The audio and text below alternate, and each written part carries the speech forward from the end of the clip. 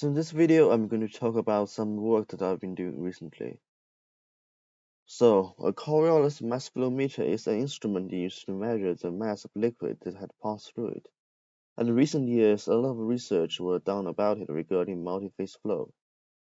However, when it comes to the topic of spatial distribution and the variation of the liquid and gas within the meter, it is mostly just speculations and simulations. And as far as I know, there have been no physical observations about it.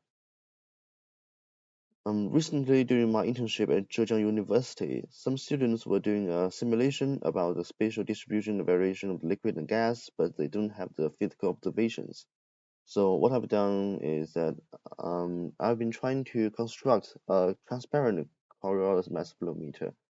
And as you can see on here, the picture on the left is a regular mass flow meter without this outer casing. It is broken in some parts because I wanted to use a camera to look at the interior.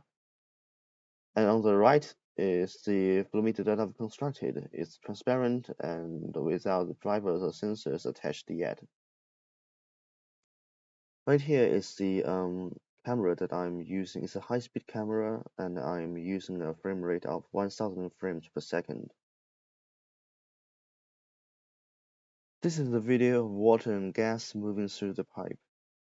Here you can see that initially the bubbles are almost evenly distributed across the pipe, and then when it moves through the curved part, you can see that the bubbles will move closer to the inner side of the curve due to the centripetal force. But of course, it might also be because of the buoyancy of the bubbles. And here is a similar case, but with more gas or more bubbles, and now you can see clearly that some of the bubbles go faster while some go slower. And with the FPS of the camera and the FPS of the video, you can follow one bubble to get or approximate the time it takes for the bubble to flow from one end to another, which is approximately 0.39 seconds.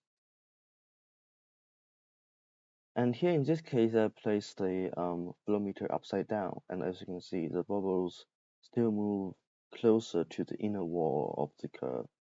And this time, the buoyancy would go against the direction of the movement of the bubbles, so the fact that it is closer to the inner wall of the curve shows that it's the effect of the centripetal force. And finally, of course, the setup that I've constructed is still far from even established.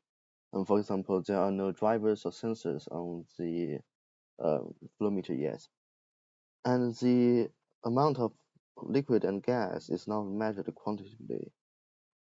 So there's still much to do about it. And in a few days, I might upload another video about my next step and my progress. Thank you.